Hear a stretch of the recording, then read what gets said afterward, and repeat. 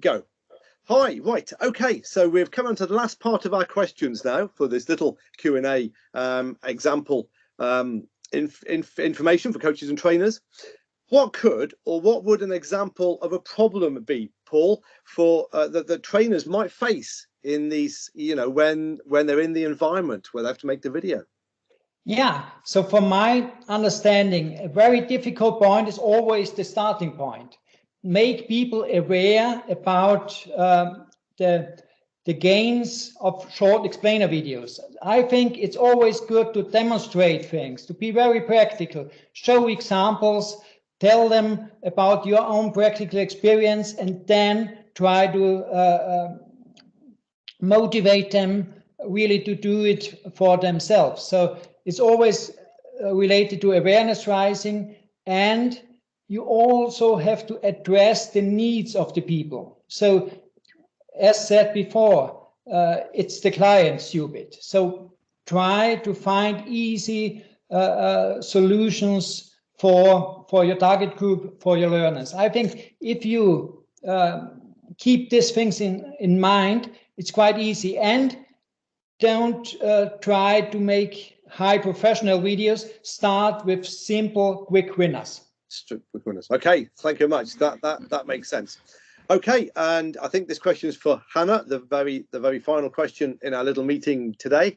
What can I do if some people in my organization, as you know, I'm one of the trainers, do not want to be in the video? And to be honest, I don't either. People have said to me, I've got a good face for radio, and I don't really want to have my face in a video. What do I do? So I think it's not a big or a huge problem that there are no volunteers to be seen in the video, but you can just, or let's say there are many companies that offer just animated films. So for example, an animated film can present a complex process, or let's say or a tricky process in a simplified way. And I think that's quite important. But I just wanted also to add the most important thing is to have a speaker in the video to make it lively and also more fun to watch, and also that people remember this video.